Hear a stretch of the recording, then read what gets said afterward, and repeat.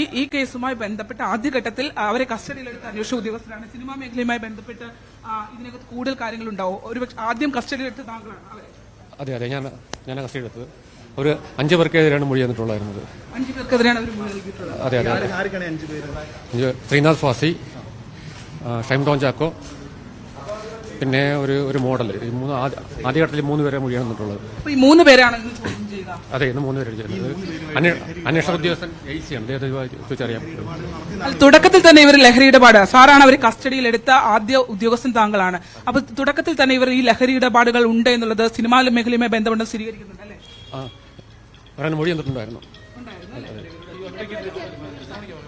അല്ലാതെ അന്വേഷണ ഉദ്യോഗസ്ഥനെ അറിയാൻ കഴിയുള്ളൂ. അന്വേഷണ ഉദ്യോഗസ്ഥനാ അങ്ങനെയാണ്. സർ, ഈ കൊച്ചിയിലെ ഫ്ളാറ്റ് കേന്ദ്രീകരിച്ചുള്ള വിശദാംശങ്ങൾ ഈ തസ്ലീമ നിങ്ങളോട് പങ്കുവെക്കുന്നുണ്ടായിരുന്നു. ഇപ്പോൾ മറൈൻ ഡ്രൈവിൽ ഒരു ഫ്ളാറ്റ് കേന്ദ്രീകരിച്ചുള്ള അന്വേഷണം ഉണ്ടല്ലോ. അന്വേഷണ ഉദ്യോഗസ്ഥനെ അറിയാം, അദ്ദേഹത്തിനെ ചോദിച്ചാൽ അറിയാൻ പറ്റും. ആണ് അന്വേഷണം. തുടക്കം മുതൽ തന്നെ അവരത് സ്ഥിരീകരിക്കുന്നുണ്ട്. ഈ സിനിമ അതേ രീതിയിൽ തന്നെ അവർ ഉറച്ചു നിൽക്കുന്നുണ്ടല്ലേ ഈ സിനിമാ ബന്ധങ്ങൾ?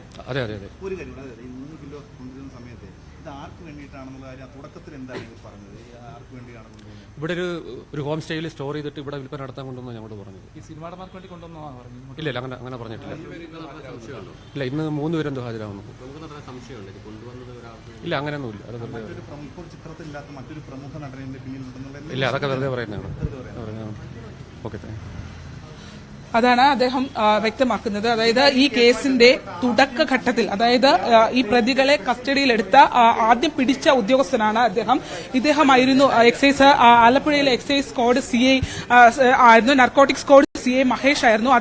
അദ്ദേഹത്തിന്റെ നേതൃത്വത്തിലുള്ള സംഘമായിരുന്നു ഇവരെ പിടിച്ചത്. അതിനുശേഷം ആ തുടക്കഘട്ടം മുതൽ തന്നെ അദ്ദേഹവും ഇപ്പോൾ പറയുന്നത് അത് തന്നെയാണ്. തുടക്കഘട്ടത്തിൽ തന്നെ അവർ സിനിമയുമായി ബന്ധപ്പെട്ട് ഉള്ള സ്ഥിരീകരണങ്ങൾ നടത്തിയിരുന്നു എന്നുള്ളതാണ്. ഈ ചലച്ചിത്ര താരങ്ങളുമായുള്ള 5 പേരുമായി ബന്ധമുണ്ട് എന്നുള്ള കാര്യം പറഞ്ഞിരുന്നു എന്നുള്ളതാണ് അദ്ദേഹം പറയുന്നത്.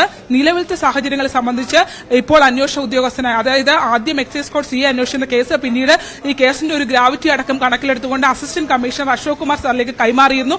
അദ്ദേഹത്തിനാണ് കൂടുതൽ വിശദാംശങ്ങൾ അറിയാം. പക്ഷേ ഇപ്പോഴും ആ അന്വേഷണ ഉദ്യോഗസ്ഥൻ പറയുന്നത് വെച്ച് നമുക്ക് മനസ്സിലാക്കാൻ കഴിയുന്നത് അന്ന് തുടക്കത്തിൽ ആ ഘട്ടത്തിൽ അവർ പറഞ്ഞതുപോലെ തന്നെ ആ സിനിമാ മേഖലയുമായുള്ള ബന്ധത്തെ സംബന്ധിച്ച വിശദാംശങ്ങൾ അവർ ഇപ്പോഴും ഉറച്ചു നിൽക്കുന്നുണ്ട് എന്നുള്ളതാണ് നമുക്ക് മനസ്സിലാക്കാൻ കഴിഞ്ഞിട്ടുള്ളത്. ആ ഒരു തുടക്കം തന്നെ അവർ ആ സിനിമാ മേഖലയുമായി ബന്ധങ്ങൾ സ്ഥിരീകരിച്ചിരുന്നു.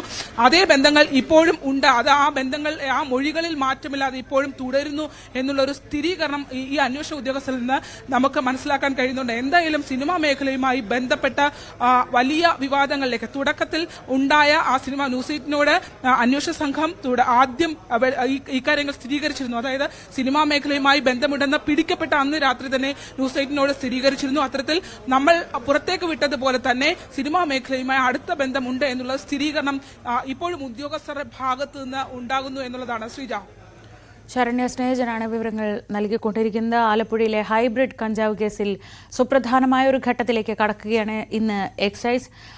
തസ്ലീമ നൽകിയ മൊഴി അനുസരിച്ച്, തസ്ലീമയുടെ ഫോണിൽ നിന്ന് കിട്ടിയ വിവരങ്ങൾ അനുസരിച്ച് നടന്മാരായ ഷൈൻ ടോം ചാക്കോയെയും ശ്രീനാഥ് ഭാസിയെയും ഒപ്പം ഒരു മോഡലിനെയും ഇന്ന് ചോദ്യം ചെയ്യാൻ വിളിപ്പിച്ചിരിക്കുകയാണ്.